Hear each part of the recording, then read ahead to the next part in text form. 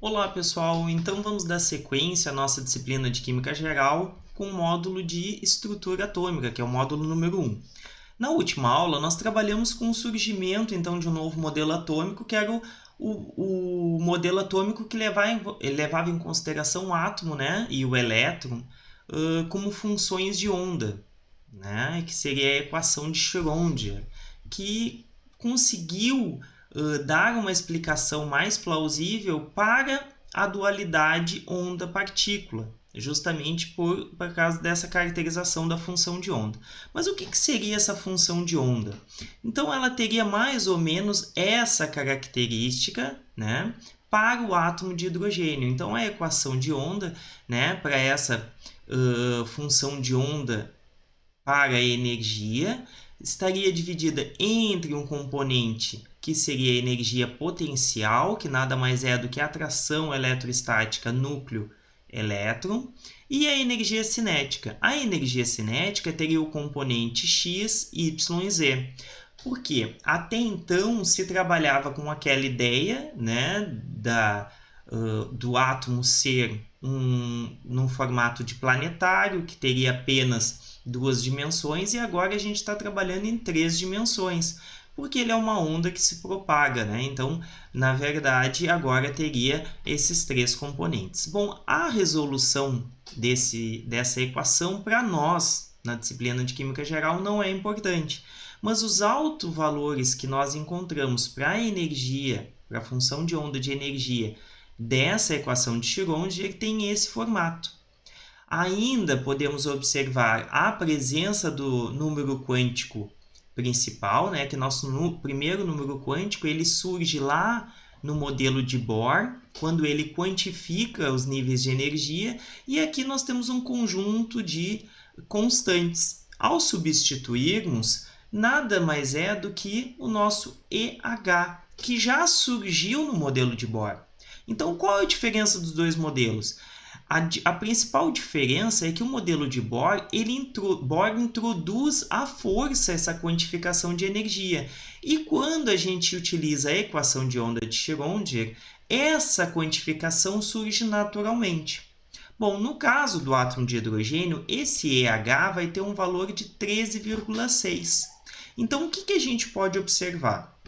Que quando eu estou me referindo de um átomo hidrogenoide, né, ou o próprio átomo de hidrogênio, né, que tem apenas um elétron, então, quando eu me refiro ao nível 1, para eu retirar esse elétron do nível 1, né, então eu coloco 1 aqui, 1 ao quadrado, vai dar 1. Então, 1 divididos por 1 permanece sendo 1. Então, a energia desse nível é de 13,6. Mas o que quer dizer isso? Quer dizer que, para eu retirar aquele elétron, eu preciso inserir uma energia de 13,6. Esse N, então, seriam valores inteiros a partir de 1. A equação de onda ela consegue justificar as linhas espectrais com uma outra caracterização, né? Mas como ele faz isso? Bom, as linhas espectrais de Lyman, Balmer, a primeira foi de Balmer, né, justamente por cair na região do visível, mas vamos pensar na de Lyman. Na de Lyman, é as transições a partir do nível 1. Então, é como eu falei, então, para eu retirar um elétron do nível 1, eu preciso dar 13,6 elétron-volts de energia. Agora, se eu quiser retirar um elétron do nível 2, como esse elétron vai estar mais distante do núcleo, né? O raio dele é maior, o raio dessa distância, né? É maior, o que vai acontecer? Eu vou ter um número 2 aqui. 2 elevado ao quadrado é como se eu tivesse 13,6 elétron-volts divididos por 4. Então, a energia para eu retirar esse elétron é de aproximadamente 3,4 elétron-volts. Mas isso para átomos de hidrogênio e hidrogenoides. Se eu estiver me referindo a um átomo que tem um número atômico maior, né, eu vou precisar levar em consideração esse número atômico. Por quê? Porque eu vou levar em consideração que a atração é diferenciada, né, do elétron pelo núcleo, e isso eu preciso levar em consideração. Então, basicamente, né, essas transições do nível 1 né, é maior do que as transições do nível 2, que é maior do que o 3, que é maior do que o 4, até que a gente vai chegar no momento que a diferença de energia entre os níveis é como se a gente tivesse falado da energia contínua, não vai existir uma diferença significativa entre os níveis. Por que que a gente está falando isso? Porque a distância do núcleo já vai ser considerada muito grande e aí a diferença já não vai ser tão pronunciado. Tranquilo? Bom, o que quer dizer essa função de onda, né? O que isso vai influenciar? Então, as soluções para a equação de Schrödinger são chamados de orbitais. Só que a gente precisa chamar atenção numa coisa agora. Os orbitais, lá no ensino médio, ele tem essa definição. A definição de orbital é a região do espaço de maior probabilidade de se encontrar o elétron. Essa definição é errada. Por quê? Porque a região de maior probabilidade é o psi ao quadrado. É a função de onda elevada ao quadrado multiplicado por um elemento de volume. Isso sim, né? Os orbitais eles vão ser regiões, né, formatos para a solução, né, dessa equação de onda. E como seriam a cara dessas soluções? Seriam o seguinte, então aqui eu vou ter uma função, né, de onda em relação a R, psi e φ, né? Desculpa, R, θ e φ, né? E essa resolução vai ser o produto, né, da função de onda radial e da função de onda angular. Mas o que quer dizer isso aqui? Vamos pensar aqui no nível 1. Então, aqui n é igual a 1.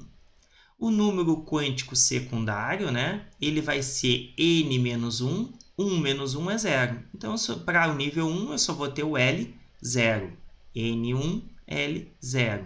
Se eu tenho isso, eu vou ter essa forma da função de onda. E o que quer dizer essa função de onda radial? Ela vai dizer a distância, né, máxima que esse elétron vai estar do núcleo. Então, é como se eu estivesse calculando o raio. Então, essa função de onda, né, de n igual a 1, L igual a 0, tem essa forma. E a função de onda angular vai depender do número quântico L e do ml. Essa relação entre os dois vai me dar a forma do meu orbital. Então, por exemplo, quando eu mostrei aqui esse orbital de formato cilíndrico, né, é justamente o produto desses dois. É do tamanho do raio, né, desse orbital e do formato dele. Bom, então nós já temos a forma, o tamanho e temos a energia.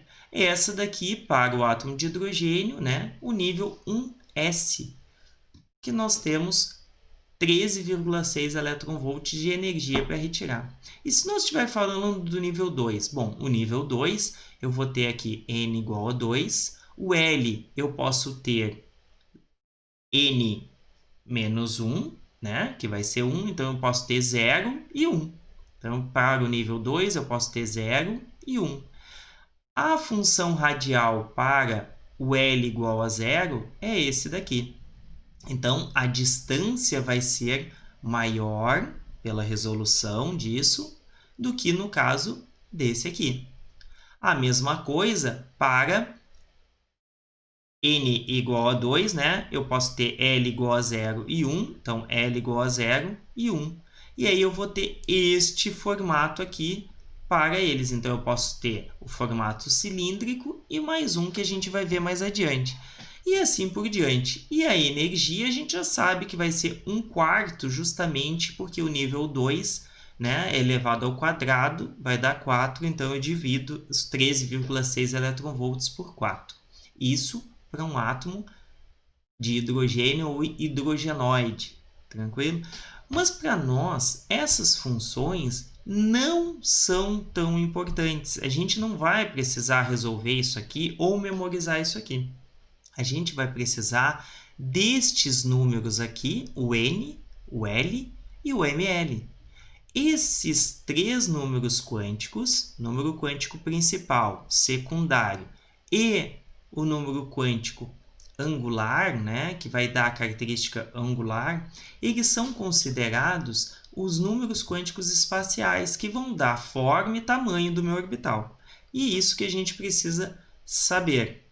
Bom, então aqui está o número quântico principal, que vai me dizer o nível de energia, e ele está relacionado ao tamanho do meu orbital. Então aqui tem o meu 1, nível 2, nível 3, né? Isso para o formato de um orbital S. Depois a gente vai ver mais adiante. O número quântico secundário, L, do momento angular orbital, ele vai ter ele vai me dar o formato do meu orbital. E ele vai variar, né, de 0 até n-1. Então, vamos pensar. Se o meu nível é 1, n-1 é 0. Então, no nível 1, eu só tenho o número quântico secundário 0, que tem a representação S. No nível 2, eu tenho n, número quântico secundário, L, né, vai ser n-1. 2 menos 1 é 1. Então, eu vou ter o 0 e o 1. A representação do 1 é o P. O que quer dizer essas letras? Né? O S, P, D, F. Né? Então, fundamental, difuso, principal e sharp, que são as representações dos números quânticos secundários. Então, vamos aqui para o terceiro para nós ter uma ideia mais clara.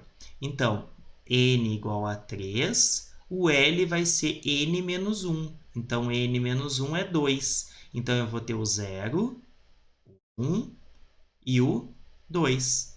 Isso para o nível 3. No nível 4, n-1 é 3. Então, eu vou ter 0, 1, 2 e 3. Ou seja, vai de 0 até n-1. E o último número quântico dos números quânticos espaciais, depois a gente vai ver o surgimento de mais um, né? Ele é o ml.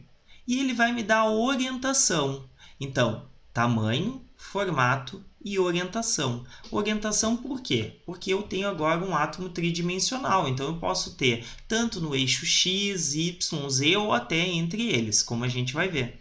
E ele varia do L, né, positivo, ao L negativo, passando por 0. Como assim, professor? Vamos pensar. Então, vamos imaginar aqui no caso do L igual a 3. Então, o N vai ser 4, o L vai de 0 até n-1, então se é 4, n-1 é 3. Então, vai 0, 1, 2 e 3. Agora, vamos pensar no L. Então, eu tenho o L0, L1, L2 e L3. Vamos pensar no L3. O L3 vai de menos 3, menos 2, menos 1, 0, mais 1, mais 2 e mais 3. Então, vai de L negativo a L positivo, passando por 0. Então, aqui tem a representação para o L igual a 2. O ml vai ser menos 2, que é o L negativo, menos 1, passa pelo 0, mais 1 e o L positivo. Então, dependendo do L que a chegar aqui, né, eu posso ter ele negativo até ele positivo, passando por 0 em números inteiros. Bom, esses são os 4 números quânticos espaciais. E aí, o que acontece? Surge, né, um quarto número quântico. Só que esse surgimento não foi agora, foi antes até mesmo do modelo da função de onda. O que acontece? Né? Goldsmith e Uhlenbeck, eles tentaram fazer um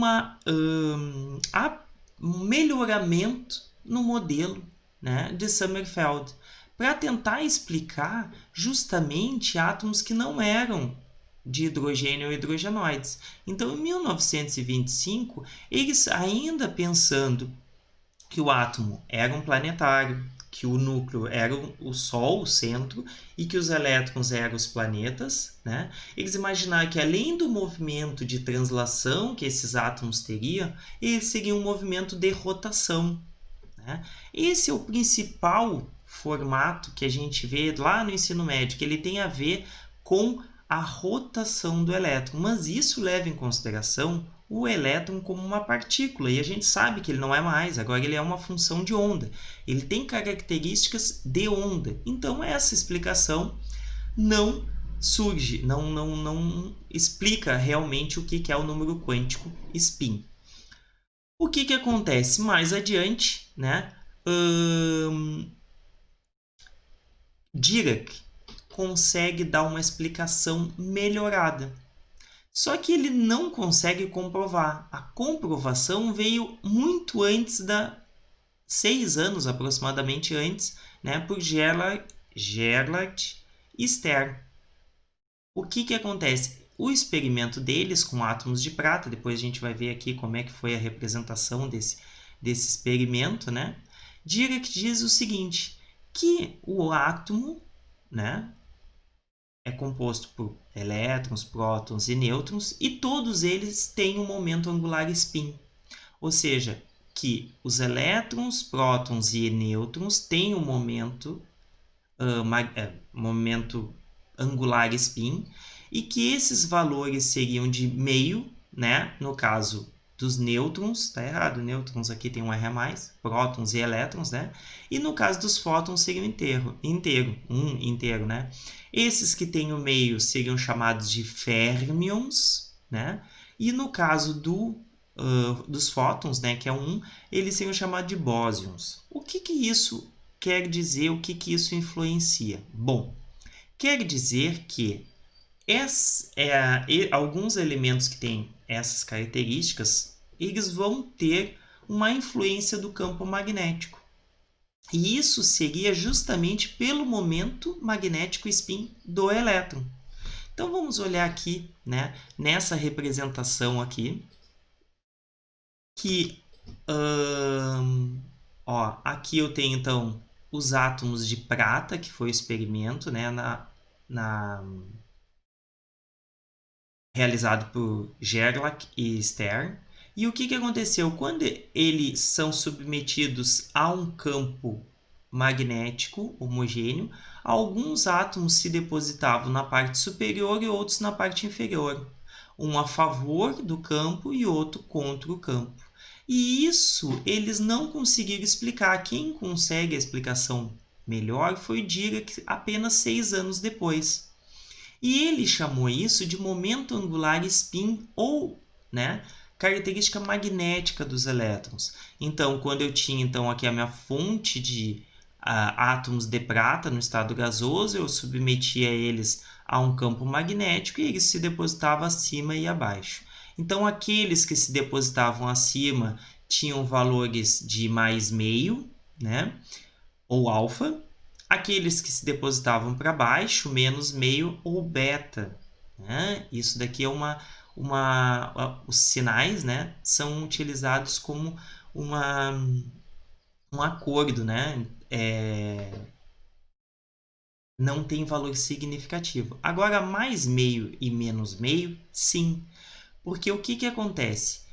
O momento angular spin é o S. Né? E ele é um vetor. E esse vetor tem o valor de raiz de 0,75. Quando eu faço a projeção desse vetor sobre o eixo Z, eu vou ter um valor de meio positivo. Se eu fizer a projeção para o outro lado, eu vou ter menos meio, porque a raiz, né, contrária tem mesma projeção. A projeção será o meu ms. Então, esse mais meio, né, daqui e menos meio é a projeção sobre o meu eixo Z. Poderia ser qualquer eixo, mas se tornou comum pelo eixo Z. Então, na verdade, esses valores é o valor da projeção e não, né, do momento angular spin. Bom, para que tudo isso que a gente faz? Para chegar na questão da distribuição dos elétrons no átomo. Então, a gente precisa saber, então, esses números quânticos para ter uma ideia das características desse átomo. E a gente vai ver como isso é muito importante mais adiante. Então, o princípio da construção, né? Então, o princípio Aufbau, né? Que é um termo que quer dizer construção, ele segue dois princípios. O primeiro princípio é da exclusão de Pauli, né? Então, Wolfgang Pauli, em 1925, ele diz o seguinte, que dois elétrons de um mesmo átomo não podem apresentar um conjunto de 4 números quânticos iguais. Então, o número quântico principal, o número quântico secundário, o número quântico ML e nem o MS. Né? Então, NL, ML e MS não podem ser igual. Ele pode ter os três números quânticos espaciais iguais, desde que o número quântico magnético, né, do momento spin seja diferenciado. E a regra de Hund, né, em 1927, ele diz o seguinte, que quanto maior o número de elétrons com spins paralelos num orbital incompleto, menor será a sua energia. Bom, quando a gente começar a fazer a distribuição, vai ficar um pouco mais claro, mas nada mais é do que eu só vou poder emparelhar elétrons após todos os meus orbitais degenerados, ou seja, de mesma energia, já ter um elétron desemparelhado, para depois eu poder emparelhar os elétrons. Então, como é que, antes da gente chegar na distribuição, relembrando lá, né, representação, isótopos e abundância. Então, o átomo ele é caracterizado por dois números, né? Então, número atômico, que vai caracterizar o tipo de elemento. Então, por exemplo, aqui eu tenho o neônio 20, neônio 21, neônio 22. Isso daqui é a massa dele. Mas o número atômico dele é 10. Então, o número atômico é o que caracteriza ser todos, né, átomos de neônio. O número de massa é o número de prótons mais o número de nêutrons presentes no núcleo. Então, se o número atômico é igual ao número de prótons, está aqui, ó, número atômico é igual ao número de prótons, né? E se todos têm o mesmo número atômico, então todos têm o número de prótons igual. O que vai diferenciar? O número de massa, que é o número de nêutrons dentro do núcleo. Outra questão é que se os átomos forem neutros, o número de prótons e elétrons é igual. E, como eu tinha dito, o número de massa, está aqui, o número de massa, representado pela letra A, é o número de prótons mais o número de nêutrons. E aí, o que vai acontecer? Quando a gente fala aqui, ó, o número atômico do hidrogênio é 1, o número de massa 1,0079. Por que isso aqui não é um número inteiro? Justamente por causa da sua abundância. Está aqui, ó, o átomo de hidrogênio tem 3 isótopos. O que são isótopos? São elementos que têm o mesmo número atômico, ou seja, representam o mesmo tipo de elemento, são átomos que apresentam o mesmo número atômico, representam o mesmo elemento químico. Então, todos eles têm o número atômico 1 aqui, ó. Então, todos são hidrogênio. Mas a massa varia. Devido à abundância deles, ó, a maior abundância do átomo de número atômico 1, massa 1. Depois, seguido de 0,015 para o deutério. Né? E apenas quantidade de traço, né? e uma vida muito curta devido a sua ser radioativo, para o trítio, né? Que é o número atômico 1, massa 3. Então, essa abundância é levada em consideração para calcular a massa. Por isso que a massa dele é tão próxima da massa do isótopo de massa igual a 1. A mesma coisa para o carbono 12, né? 13 e 16. O número atômico deles... 12 e 13. O número atômico deles é 6. Né? Nós temos o carbono 14 também, né? Que é usado para datação, que não está aqui. O que acontece? Essa massa de 12,01 é levada em consideração a abundância deles aqui. E o átomo de carbono 14 deveria estar aqui, ele tem menor abundância do que o 13, e por isso a massa dele é 12,01. Então, o que a gente precisa lembrar disso daqui principalmente? Que número atômico é igual ao número de prótons, e é o que caracteriza um elemento. e que se eu estiver falando de um elemento neutro, o número de elétrons, que é o que a gente vai fazer a distribuição, é igual ao número de prótons presentes no núcleo. E o método da construção? Bom, o método da construção ele é utilizado a partir da resolução, né, das funções de onda. E quem são as resoluções das funções de onda? São os orbitais. Então, aqui vai estar os orbitais, né, distribuídos em diferentes níveis de energia. Então, aqui está o meu N, né? 1, 2, 3, 4, 5, 6. Esse aqui é o meu N. E aqui vai estar o meu L, né? Como é que eu vou chegar? Então, vamos pensar aqui, ó. Se eu estiver falando no nível 1, o meu L ele vai assumir valores de 0 até n-1.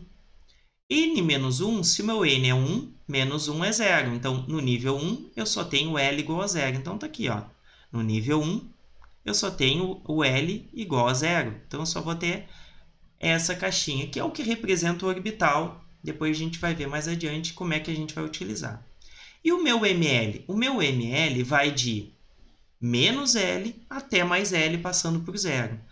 Como o meu L é 0, menos 0 mais 0 não tem significado, então eu só vou ter o 0. E o ms é o sentido da projeção. Eu posso ter ele positivo ou negativo, né? Positivo para cima, negativo para baixo. Então, mais meio para cima, menos meio para baixo. Então, ou seja, se tem a possibilidade de mais meio e menos meio, no nível 1 só cabem 2 elétrons. Por quê? Em um átomo, não posso ter 2 elétrons com o mesmo conjunto dos 4 números quânticos. Então, para que eu tenha elétrons aqui, eu só tenho 2 possibilidades. N igual a 1, L igual a 0, ml igual a 0, mas o ms eu posso ter mais meio e menos meio. Então, cabem 2 elétrons aqui. A mesma coisa se eu for para o nível 2. Ó, nível 2, está aqui o nível 2, eu vou ter L de 0 até n-1. Então, 0, n-1 é 1. Então, eu tenho 0 e 1, está aqui, ó. O 0 representado pelo S e o 1 representado por P. E o ml? O ml eu já disse que ele vai de menos L até mais L. A gente viu que o 0 não tem significado de ter mais 0 e menos 0, mas o 1 sim. Então, eu vou ter ó, menos 1, 0 e 1. Então, eu tenho 3 orbitais, né, degenerados, porque eles têm a mesma energia, né? Eles estão à mesma distância do núcleo, né? E têm energia maior do que esse daqui. Por quê? Depois a gente vai ver. Bom, e aí pensando no número de elétrons, como eu tenho a possibilidade de mais meio e menos meio, e a gente já viu que aqui, quando eu tenho um orbital, cabem 2, nesse caso também vai caber 2, e aqui eu vou caber 6. Então, no nível 2, cabem 2, 4, 6, 8 elétrons no nível 2, sendo que 2 no subnível S e 6 no subnível P.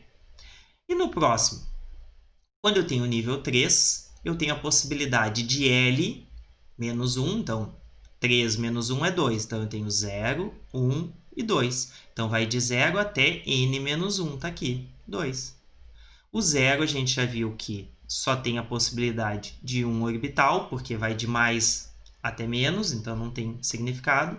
O 1 a gente também já viu, que vai de menos 1 a mais 1, passando por 0.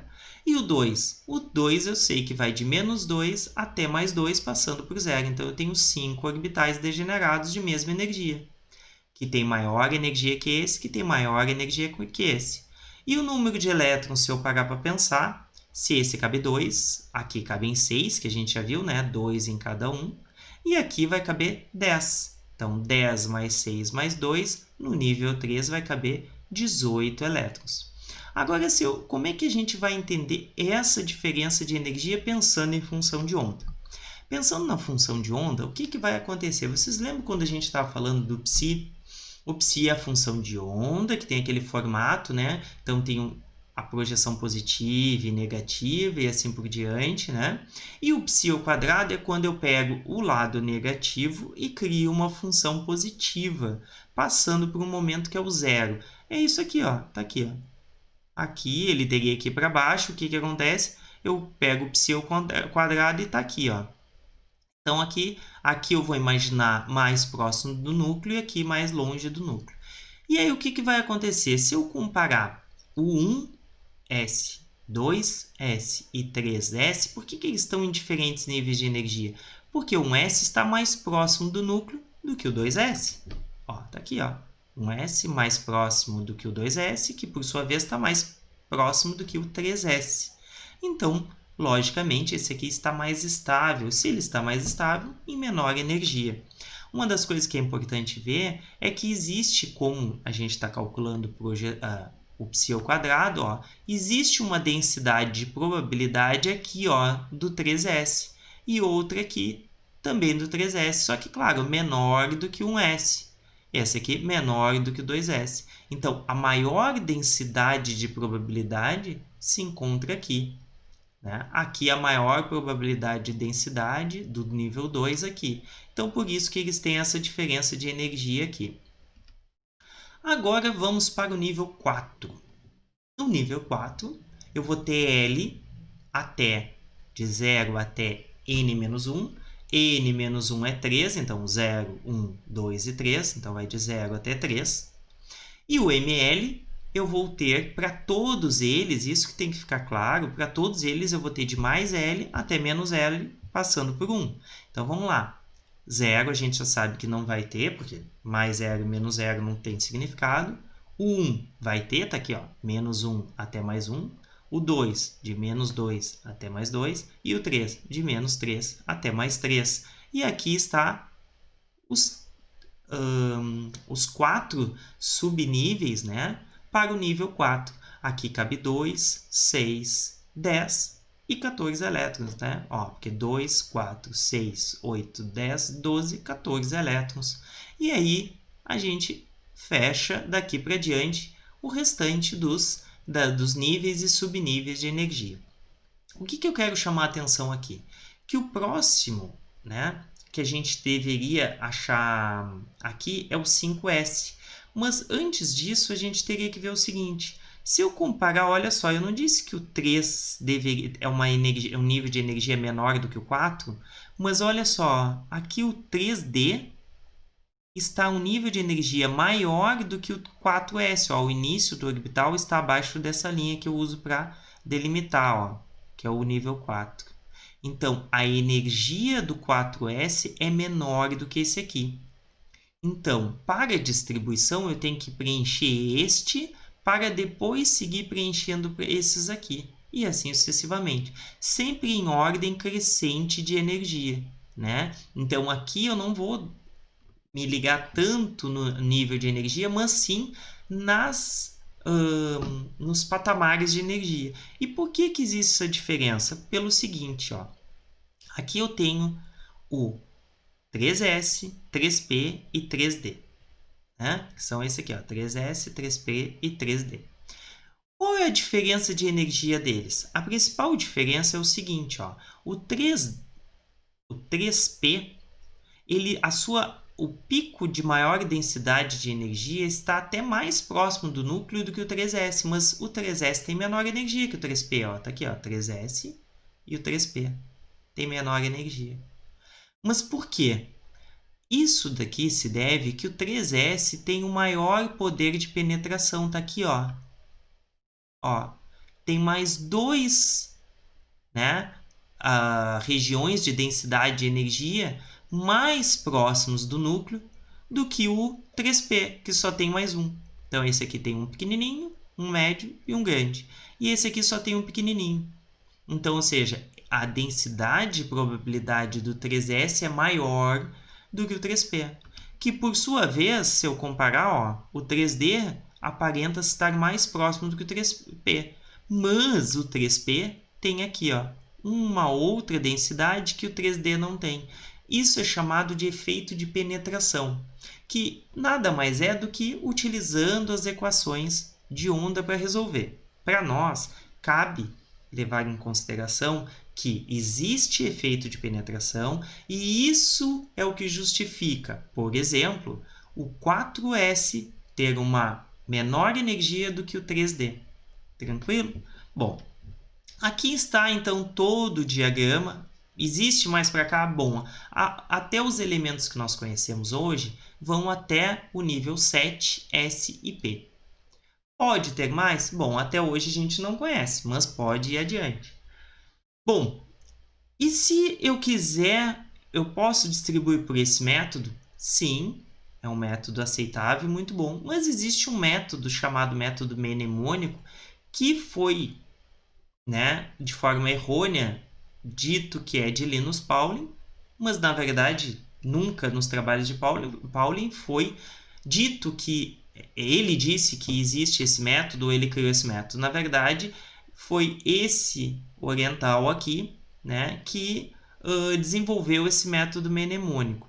Mas o que é esse método mnemônico? Nada mais é do que isso daqui virado de cabeça para baixo.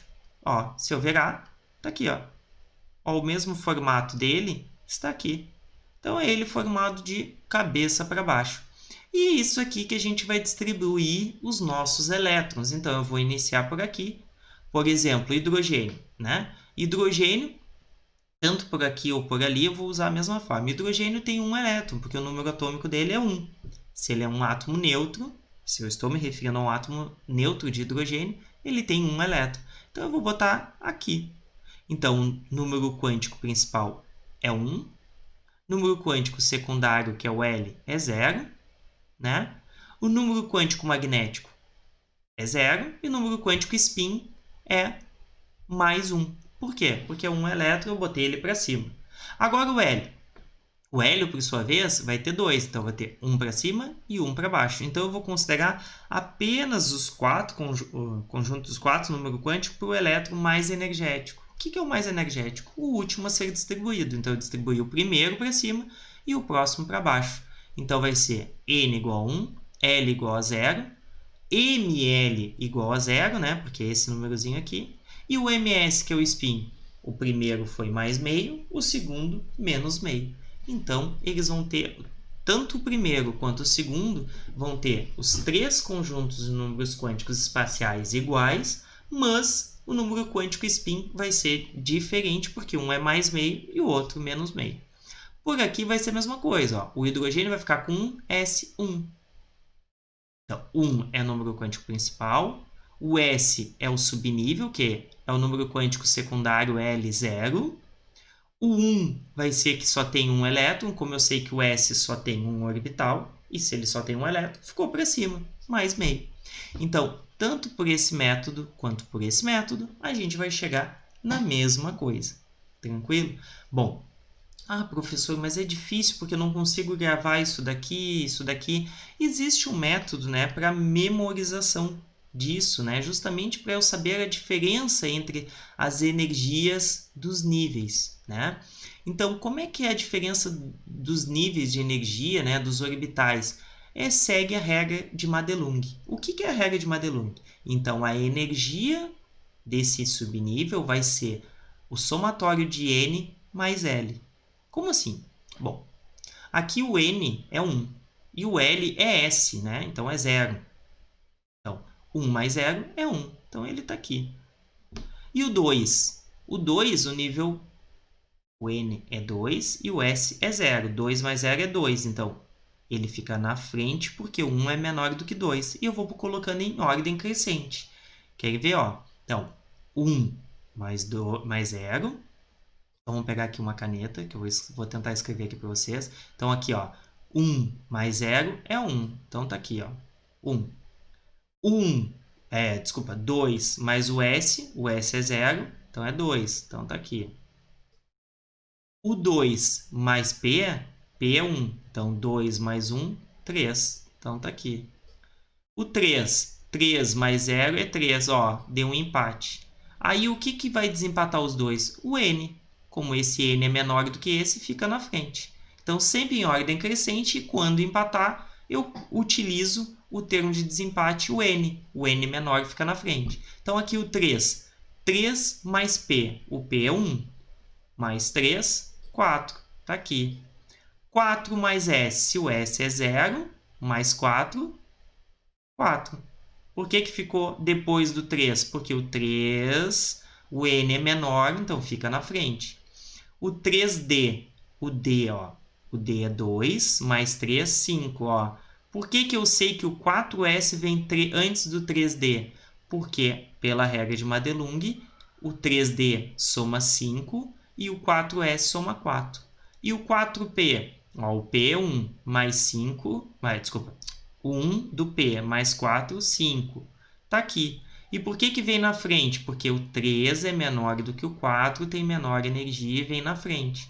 E o 5S? Então, aqui, ó, vai aumentando a energia, né? Justamente, ó, vocês estão vendo que vai aumentando aqui. E o 5S? Bom, o S é 0, mais o 5, 5. E por que ficou? Porque 3 tem menor energia do que 4, e 4 tem menor energia do que 5. E assim por diante. Bom, a regra de Madelung vai funcionar bem para vocês saberem. Então, como é que vocês vão saber pelos números quânticos? N é o nível de energia. O L, né, vai ser justamente o N menos 1. Tá? Então, como a gente tinha visto, né, que vai ser o subnível. Então, se o nível é 1, N menos 1 é 0. Então, no nível 1, eu só vou ter o subnível 0, que é o S. E o 2? O 2 é o nível, né, N, e o L vai ser N menos 1. N menos 1 é 1. Então, eu vou ter o 0, que é o S, ó, e o 1, que é o P. Então, no nível 2, eu tenho o S e o P. E o 3? 3 menos 1, 2. Então, eu vou ter o 0, o 1 e o 2. Está aqui. E o 4? Bom, e aí vai indo sucessivamente. Então, vocês vão pegar o N, que é o nível de energia. Já o L, vocês vão pegar o nível de energia e diminuir 1 e saber que vai de 0 até esse número que vocês acharem. Então, se for 7, né? 7 menos 1, 6. Então, tu vai ter o 0, 1, 2, 3, 4, 5, 6. Então, tu vai ter todos esses orbitais. E o ML vai do L positivo ao L negativo. Então, no caso desse aqui, como o L é 0, não tem positivo e negativo, só tem um orbital. Agora o P, como o P é 1, vai de menos 1, 0 e mais 1. Então, são 3 orbitais no subnível P. E assim por diante. Bom, como é que a gente vai gravar isso daqui? Utilizando, obviamente, né, exercícios, que no próximo vídeo a gente vai ver, tá bom? Espero que tenham gostado. Qualquer coisa, retome o vídeo para assistir novamente e tirar alguma dúvida.